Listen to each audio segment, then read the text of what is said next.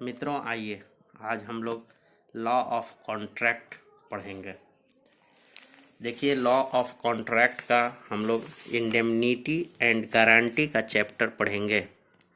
देखिए, सेक्शन 124 आपको स्क्रीन पे दिख रहा होगा। ये कहता है कि कॉन्ट्रैक्ट ऑफ इंडेमनिटी डिफाइंड। देखिए, कॉन्ट्रैक्ट ऑफ इंडेमनिटी डिफाइंड ये चैप्टर 8 में इंडेमनिटी एंड गारंटी के चैप्टर में है। ये कहता है section A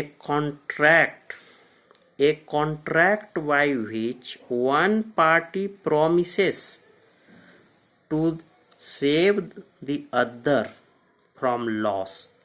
A contract by which one party promises to save the other from loss caused to him by the contract of the promiser himself or by the conduct of any other person is called a contract of indemnity।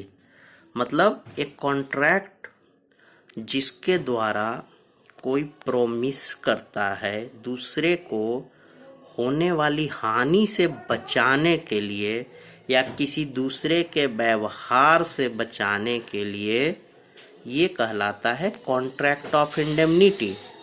मतलब contract of indemnity क्या है कि एक contract by which one party promises to save the other from loss caused to him by the contract of the promisor himself और by the conduct of any other person is called the contract of indemnity. देखिए, section 125 क्या कहता है, इसका illustration भी देख लीजिए, बहुत इंपॉर्टेंट है।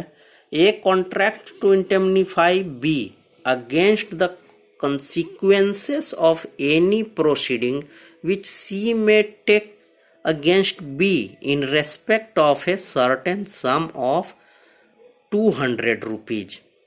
इसमें क्या है, एक कॉन्ट्रैक्ट कर रहा है बी को कि अगर तुम्हें कोई लॉस होता है सी के द्वारा केस लाए जाने से तो 200 रुपये तक का मैं इंडेमनिफाई कर दूंगा, यानी कि जो तुम्हारा नुकसान होगा उसकी भरपाई मैं करूंगा।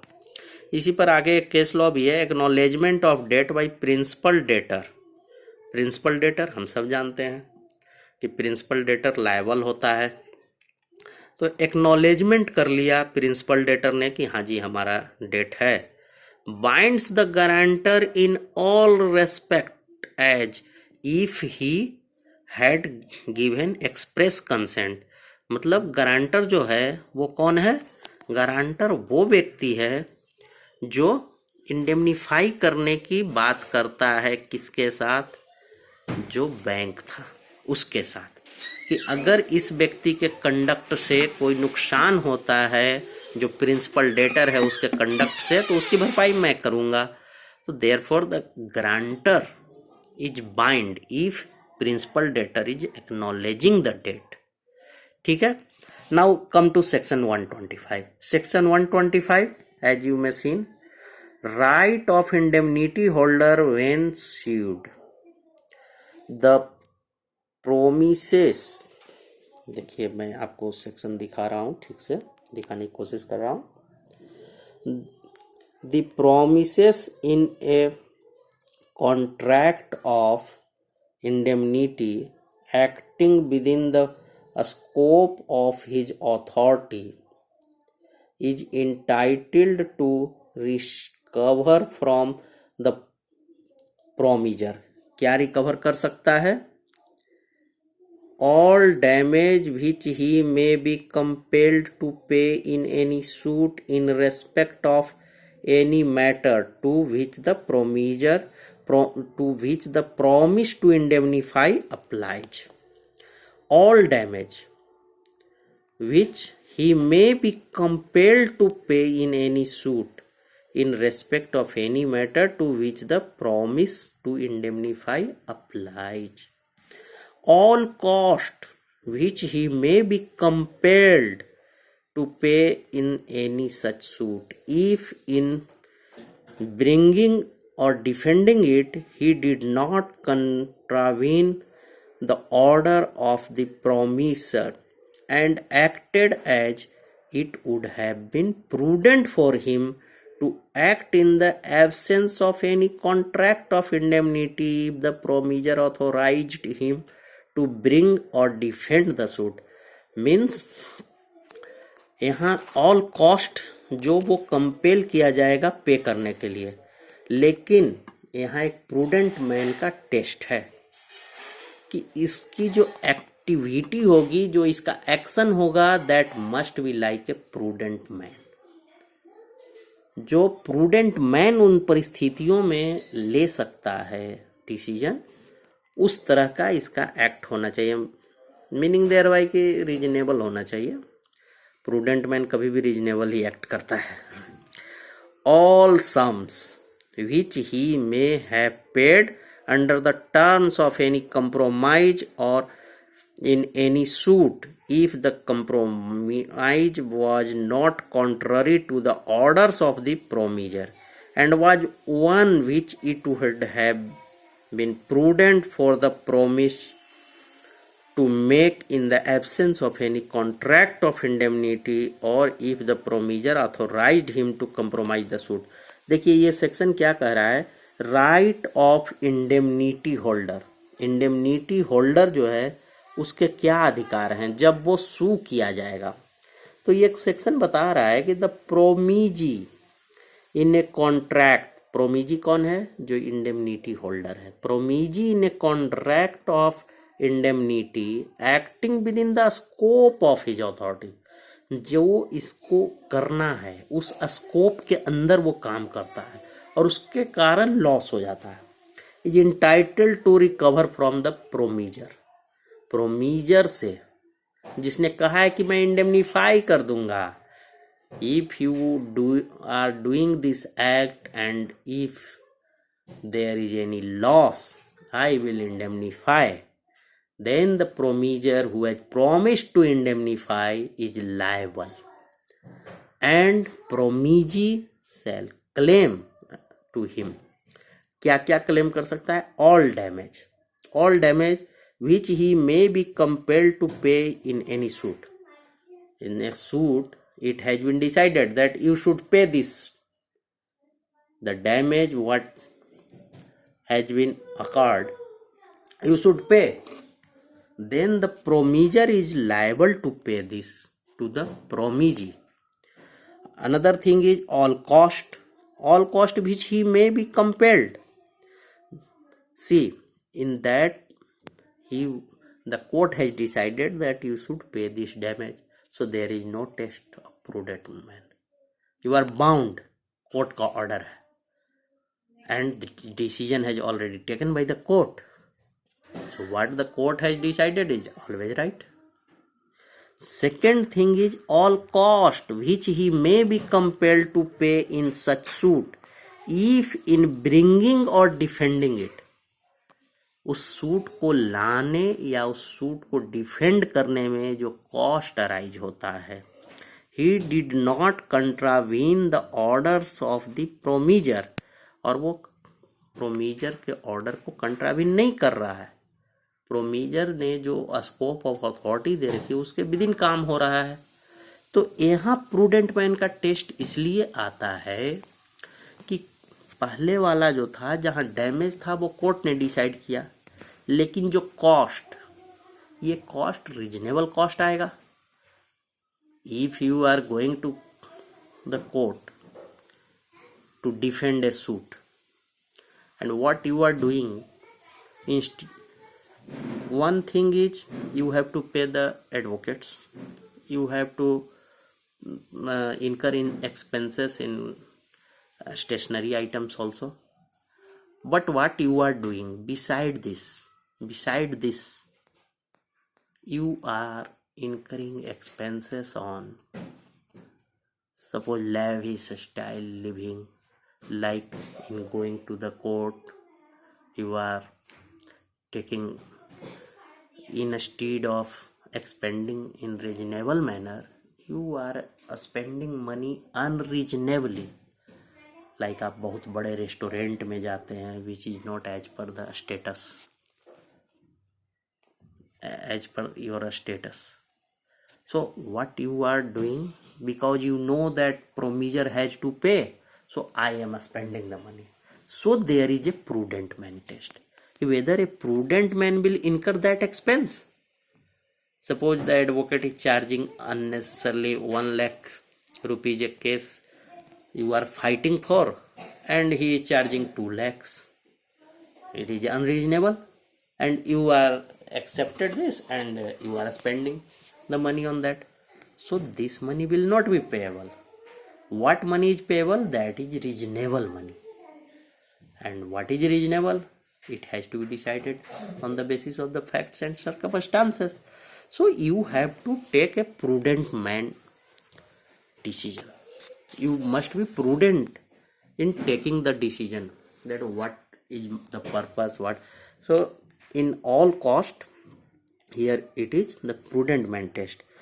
Third is all sums which he may have paid under the terms of any compromise of any suit. So there is a compromise, and because you know that promiser has to pay the money, so you have unreasonably accepted the compromise where the terms are contrary to the scope. In that case also, you have to act in a prudent man, like a prudent man. So there is also the prudent man test. So there are 3 things: damage, cost and sum. In cost and in sum, there is prudent man test. Damage is already decided by the court, so there is no issue. I think you may have understand the section, and now I proceed to section 126.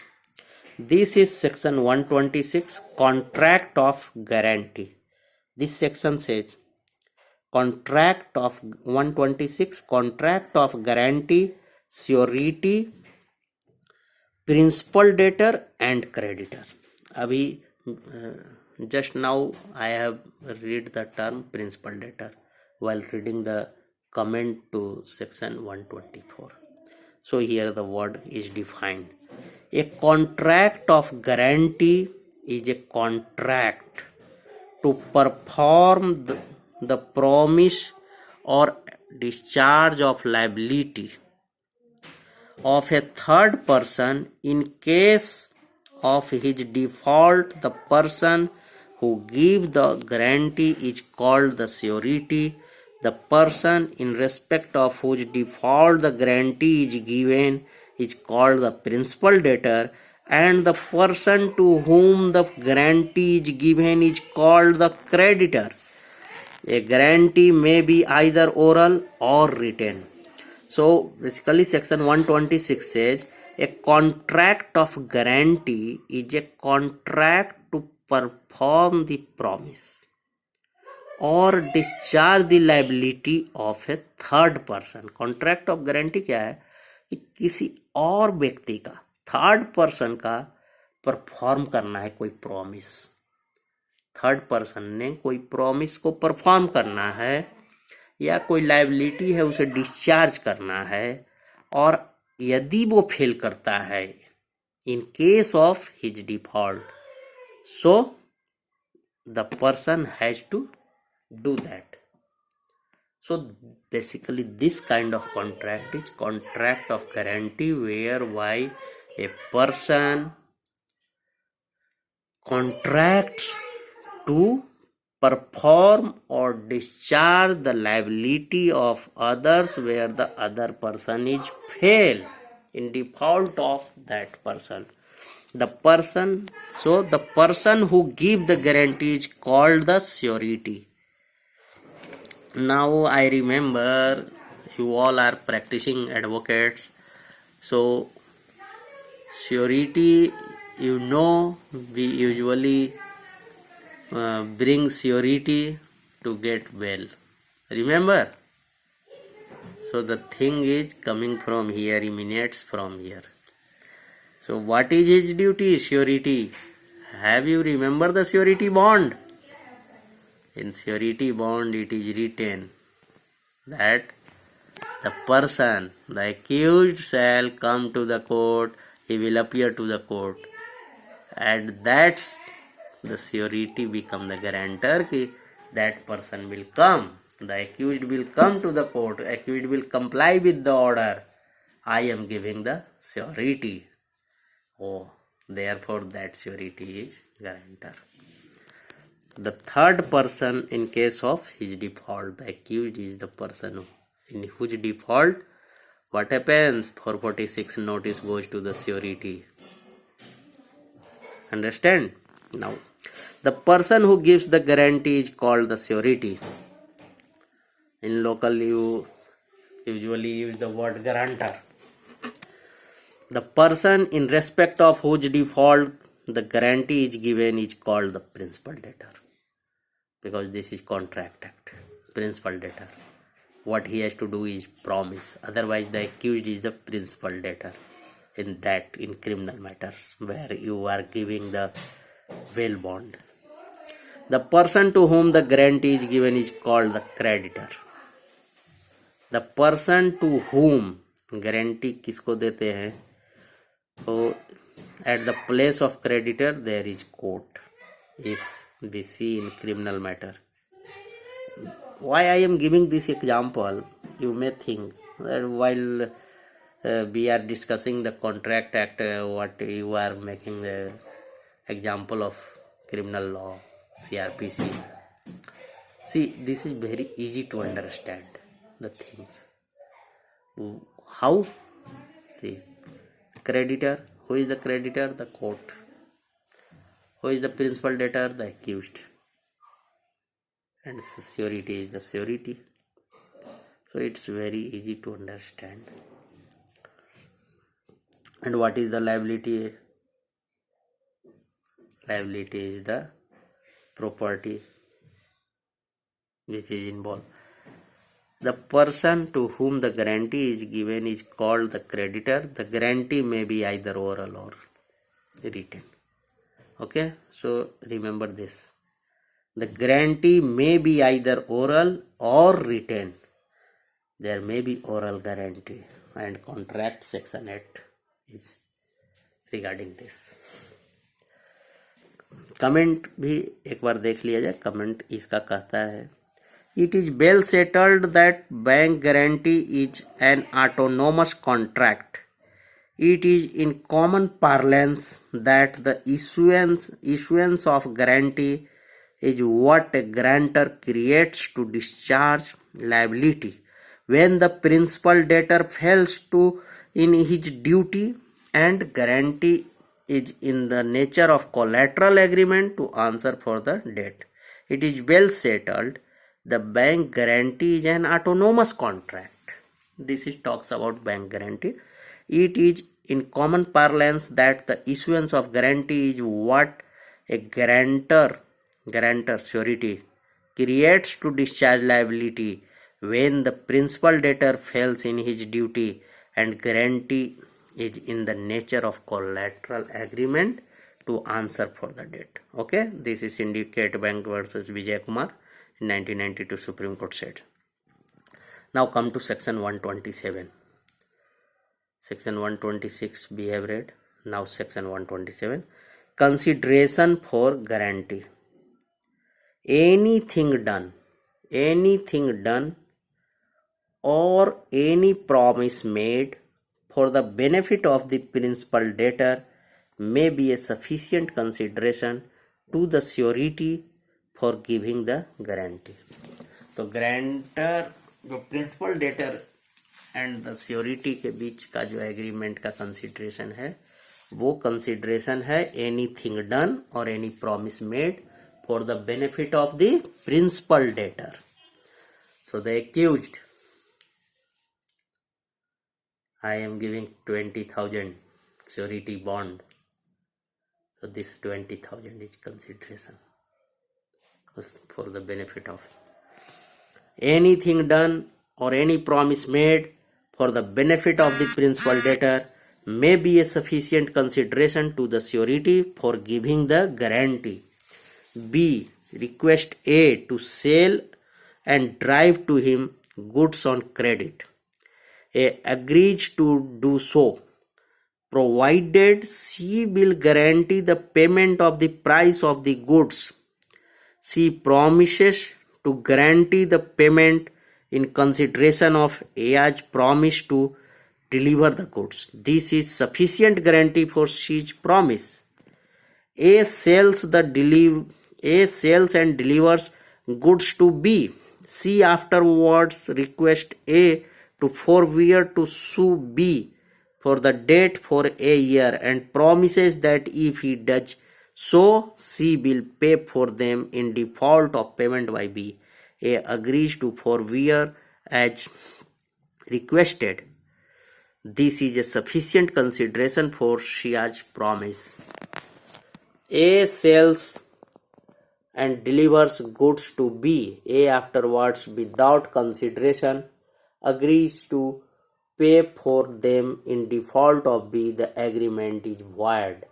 A sells and delivers goods to B. A sells and delivers goods to B. A afterwards, without consideration, agrees to pay for them in default of B.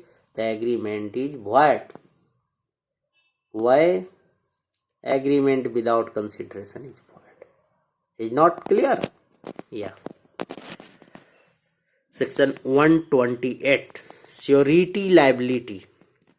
The liability of the surety is coextensive with that of the principal debtor unless it is otherwise provided by the contract. So surety liability कितनी होगी? Surety liability is coextensive with the liability of principal debtor. Section 128. A guarantee to be the payment of bill of exchange by C, the acceptor the bill is dishonored by C, is liable not only for the amount of bill but also for any interest and charges which may have due.